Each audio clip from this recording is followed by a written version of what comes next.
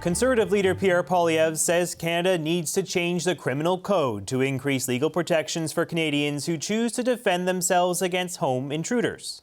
If someone enters your home illegally and uninvited, and two, you reasonably believe they're a threat to your family, then it is assumed that all the force you use against that person is reasonable and legal. That is the test that our bill will bring in. The CBC's Kat Tunney is following this story for us. Kat, why is Poilievre proposing this amendment to the criminal code? What exactly would it change? Yeah, well, JP, he appears to be jumping in a very emotional and very loud conversation that's happening right now about self-defense and what you can and cannot do in your own home. And of course, this debate is in the spotlight mainly because last week police charged a man with aggravated assault after someone allegedly broke into his home in Lindsay, Ontario. And there's still many missing facts in the story as it kind of works its way through the court system. But it's led to a lot of public outcry, and this is not the only case where someone has faced charges due to a home invasion. So what Poilievre is pushing is kind of an amendment to the criminal code to clarify what is reasonable when someone comes into your home and poses a threat. And to be clear, the existing law does allow you to respond. It does allow you to defend yourself within reason and if it's proportional. And the courts are kind of asked to consider 9 factors when determining what is reasonable. You know, things like what weapons were used, the size of the 2 people or how many people are involved, and of course, you know, how real the threat was as well. So the Conservative proposal, as you saw there, is much more simple. There's 2 conditions he's asking to look at, and it would really make sure that reasonableness is presumed in these cases. Now, legal experts that we've been speaking today are raising some concerns. Some bit of a slippery slope is the term I've heard a few times today. Concerns about that this would give people a license to resort to violence. Worry that this would lead to more deaths in these cases. And I think no one is saying that people should be allowed to break into your home, but I think there's some concern about, well, what happens if there's a mistake? What happens if someone's drunk and it's at your door? Like, would you have the right to shoot them? Like, these are questions that people are asking right now. I think there's also you know, some concerns about, I've heard today about perhaps a knee-jerk reaction to a story that we don't have all the details in. And just, you know, as a really quick summary, so far all we really know, according to court documents in this Lindsay case, is that the tenant, Jeremy McDonald, used a knife to attack the accused, the alleged intruder, this guy named Michael Breen, who was allegedly carrying a crossbow. So it sounds like a lot of things happened behind those closed doors. Acquaintances have told CBC the 2 men knew each other. So a lot more to find out in that case. And just to kind of wrap this up, Justice Minister Sean Fraser did come out today in a social media post responding to what Poilievre has put out there, kind of dismissing it. Does not sound like the Liberals by any stretch are going to take this and carry it forward. You know, he accused Poilievre of you know, basically attacking the police in this case and the work that they're doing, and has said that he basically is chasing photo ops. So it doesn't sound like it's coming from the Liberals, but the Conservative leader was adamant this morning that he'll bring a bill forward in some kind of form, like a private member's bill. So we will likely be hearing more about this fall. I'm sure we will. Okay. Thanks to CBC's Kat Tunney. Thanks for that report. Lots to discuss with our panel of political insiders. Supriya Dwivedi was an advisor to former Prime Minister Justin Trudeau. Here with me is Fred Delory, a former Conservative campaign manager. And Anne McGrath is a former director of the New Democratic Party. Hi, guys. Nice to see you all on this Friday. Supriya, I want to start with you on this one. What do you make of Poilievre's proposal here? I mean, he is using this Lindsay case, which does frankly seem a bit terrifying. Like, some guy storms into your home with a crossbow and then you get charged for defending yourself. Doesn't seem that great. What do you make of what he is pitching here? It seems like a populist catnip, if you will. Yeah, sure. But it is, to your point, super understandable as to why this issue is garnering so much attention as it is, right? In that case in particular, someone breaks into your home in the middle of the night armed with a crossbow and you somehow get charged as well. It just does seem, again, on its face, you read the facts, patently absurd. So it makes complete sense why the Conservatives would jump on this. But it starts to make a lot less sense once you realize that the entire reason why we have proportionality kind of included, as well as those other conditions that Kat kind of alluded to, is because of Bill C-26, which is the Citizens Arrest and Self-Defense Act. That received royal assent in June of 2012. And the measures came into force in March of 2013. So all of those existing provisions on self-defense and the defense of property, with these new defenses that were put in there with the goal of, simplifying and clarifying the law, all came into force in 2013. Can somebody remind me who was in government then? And look, it's completely fine to change your mind, and I think we should encourage more of that in politics. And if he thinks the Conservative government got it wrong, because they're the ones who, the OG ones who introduced the legislation to include proportional force, then come out and say that. And I will just end, and let my other colleague jump in here in a sec, but it is very common sense that you would want the law to be on the person's side who is trying to fend off the intruder, right? So if what they want to get to is, if someone breaks into your home, then you should essentially be legally allowed to kill them, then I think they should say that. And to be clear, it's not because I think it's a losing argument, because if I'm being honest, as a recent-ish widow who lives alone in Toronto with my 6-year-old daughter, I think that's an okay argument to make, but then make it. Don't dance around it. Yeah, Fred, what do you make of this proposal? I mean, there is something similar in the United States, which people have probably heard of, the stand your ground law, right? And there's been some controversy around that one because some folks are getting inadvertently killed, right, as a result of this law that essentially allows you to take someone out if they're on your property. Is there a risk that there's like a slippery slope here as they try and toughen the law, as Poilievre proposes to go even further than the laws that are on the books already? Look, I don't know the actual details of this and what it'll do policy-wise, but just looking at the politics of it, going back to this last election we just had, everyone was predicting, myself included, a Liberal majority government. And one of the things that really, I think, helped the Conservatives, particularly in the GTA area where they picked up some unexpected seats, was crime. Yeah. Crime is a major, major issue in this country. And I don't think the Liberals had a good response to that during the campaign. Poilievre campaigned hard on it. And this fits into that narrative. He's trying to build some kind of narrative. He's been out this summer with some different ideas. He had carbon tax 2.0, which I don't think is going to go very far.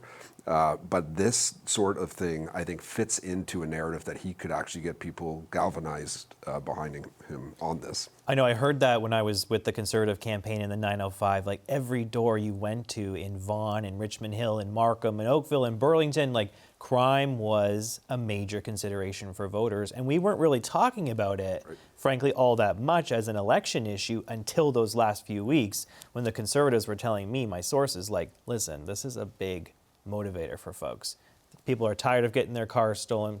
People are tired of home invasions. People are tired of whatever, And do you think that this has some political firepower to it? Do you think that this is actually something that has some appeal to people? I mean, I said it's populist catnip, and it really is in a way, because how do you stand against something like this? It's tough, right? Yeah, absolutely. And especially with this latest case in Lindsay, it really is a talker. Like, this is the kind of thing that people are talking about over coffee, at the water fountain, in the lunchrooms, around the family dinner table. So I think that it does have a lot of resonance, and I think people are very worried about crime, legitimately so. However, I don't think that Pierre Poilievre is the right messenger. On this, I watched the newser that he had today. Number one, I think that it is political catnip, and it does potentially go way too far, and does seem to encourage some kind of vigilantism. So I think that there's real problems with it. But the main problem, I think, is that Poilievre on this issue, he didn't sound sincere in his news. I felt very badly for those poor kids that had to stand behind him for all that time. It wasn't a great look, to have the children. And he sounded sort of stilted and halting, and the main thing I took from it was that he's decided that there was absolutely nothing wrong with their last election campaign, and that he's just going to go full steam ahead. And I think that's a mistake. Yes, Supriya, we heard from Justice Minister Sean Fraser. Kat talked about this earlier, and he said that Poilievre is just chasing a photo op by attacking police for doing their jobs, referring to laying charges in the Lindsay case. I trust police to lay charges and judges to consider evidence over Pierre playing cops and robbers. What's interesting too, Supriya, is there's this issue to deal with, but there is also the bail reform issue that's probably going to come up in the fall too, right? We've heard from Sean Fraser.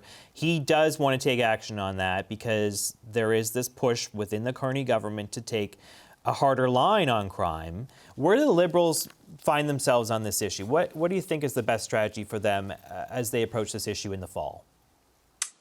I think they're going to have to walk an interesting kind of careful line here. I appreciate the Justice Minister's tweet. I think it was a good tweet. I think it's, it has the right amount of snark in it. However, you don't want to come off as though you're downplaying folks' concern. To Fred's point, and to your point, JP, about how the last bit of the campaign really started shaping up, is quite true. People are very concerned with crime, and you don't want to make it seem as though you're dismissing conservative concerns with respect to how we're going to go about to, make sure that Canadians are essentially safer than they are currently in their homes or, in their communities. And I think the Liberals right now are striking the right tone, but they have to be careful into keeping the concern and the snark in the right sort of, ratio. Yeah.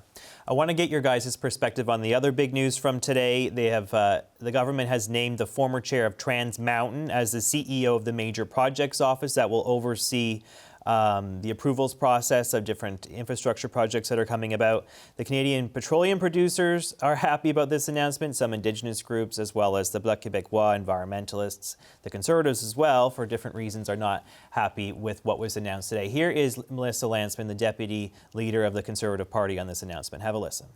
At the time when an economy's in free fall, and this is the man who promised to make it all better, all while our allies are doing it much faster. Canadians are going to be skeptical about bureaucracy to frankly solve for the problems that are bureaucratic in nature to begin with. Fred, what do you make of this Major Projects Office and what they announced today? I think it's a good start. I know my friends in the Conservative Party are wishing it was done 5 months ago, the day Carney came into office, but it does take time to do these things. And I think that's kind of the difficulty of being in opposition. You've got to find something to attack on, and I think they should just be giving these guys more rope to hang themselves, and let's see what they can actually produce from this office. Let's see what they do. Let's hope that they succeed. I want to see them get things built. All Canadians should. And if they don't, I think that's when the Conservatives should be getting aggressive with them. Now, I wouldn't say is the time to do it. And the Conservatives, of course, pitched their own Major Projects Office during the election, right? Right. And I take your point. It's like when you're in opposition, you just have to find something to chew on. And do you think that there is a risk politically for the government from the progressive side of things? Because, the government is moving ahead, and you might even say it's fairly conservative in its approach to natural resources. Carney was saying this week in Europe, we're full steam ahead with LNG, not saying drill, baby, drill, but basically, right? Yeah. Opening the door to much more energy development in this country. Do you sense an opening for the NDP in particular on this, as we hear from environmentalists and First Nations and folks who are worried about what's to come? I absolutely do. I think that this is a very conservative Prime Minister, very conservative Liberal leader, and we see there's plenty of evidence on that. I think that the criticism from the opposition, from the Conservative opposition, is kind of weak sauce. Yeah. It's like, we would have done it faster. We would. That's classic opposition. When you have nothing else that you can say, that's what you say, yeah. right? But I do think that they have moved very quickly on this. There is a lot of concern from progressives about what it means to move that quickly. How important environmental safety is going to be in all of this, the role of Indigenous consultation and Indigenous support for these kinds of things. I think that if they're able to get a lot of Indigenous support, which I think is possible for some projects, that they could find that they've got a path forward on that. But I think right now the door is open, I think, for a strong opposition, progressive opposition from the NDP. The dilemma, of course, is that we're in a leadership campaign right now. The party is in kind of a review and renewal process, and so that makes it difficult, I think. But I do believe that the door is open for when the NDP has a permanent leader to really go in there and take up some space. Yes, Supriya, I was looking at the delegation list of the folks that went with Carney and Hodgson, the Natural Resources Minister, to Europe this week, and there were a lot of Indigenous names on that list. There were a lot of Indigenous proponents of LNG projects, of pipelines, of you name it. There was a lot of interest from First Nations groups going to Germany, trying to pitch LNG. I don't think we would have seen that list maybe 10, 15 years ago. There has been a shift among some First Nations to embrace these projects, and the Liberal government seems to want to put them front and center as they go full tilt boogie on some sort of development. For sure. And I mean, you kind of need to, right? You're not going to get any projects done without Indigenous First Nations support in this country. And I think that's a good thing. I think it's smart for the government to be doing that. But I think to Anne's point, it's a good one, and it's a very salient one. Most of the opposition that's going to be coming from this, at least the substantive stuff, is going to be coming from the progressive or the left sort of flank. And in order for the government to sort of continue to move forward and to be successful, they're going to have to, I guess, at some point, either figure out how to keep their left flank happy, or they just go full steam ahead and then I reap the consequences, I guess, for what that does for their, coalition of voter support. Well, I do a quick round on the NDP leadership race that you mentioned, Anne. This week we heard that Avi Lewis and Heather McPherson are likely jumping in. The Toronto Star has sources saying that they will enter the race maybe as soon as next week. How are you feeling about the party's prospects in this whole leadership race? Well, I'm delighted to hear that there are two strong, contenders coming in for the leadership race. I would like to see a really vibrant, maybe even controversial race. I think that it wouldn't hurt the party to have. I think the review is really good and everything, but a lot of this stuff will come out in the leadership race, and there are some legitimate, deep questions, I think, that the NDP has to grapple with around, are we the conscience of Parliament, the conscience of the nation? Do we actually want to ever govern? I fall on the we would like to govern wing of the party. Right. But I want to have... Some don't, though. That's right. And I want to have that debate. I think that it's important. And I'm happy to see that there are strong people coming forward with different perspectives on these things. And I hope to see more strong candidates emerge over the next little while. Fred? Quick. NDP is very similar to the Conservative Party, where every leadership race is a battle for the heart and soul of the party. What does the party mean? What is it going to mean to Canadians in the next election? So it'll be interesting to see what kind of contenders come in there and what they're championing, and can they actually reach Anne's dream of actually forming a national government. That of course remains to be seen. Supriya, about 30 seconds to you. I mean, I've been working this whole time on my #DraftMcGrath platform. Then they'd really have a shot. Yeah, exactly. But yeah, look, I think I also would like for the NDP to be in a position where they can maybe perhaps form government. So I'm with Anne that I think it's all well and good for heart and soul, but government's the goal. Can we convince you, Anne? Are you announcing tonight? Here. Yeah. Well, if you do, I really hope it's me hosting and we do it right here. All right, let's leave it there. Thank you so much to the Friday Pulse panel, Supriya Dwivedi, Fred Delory, and Anne McGrath. Nice to see you all.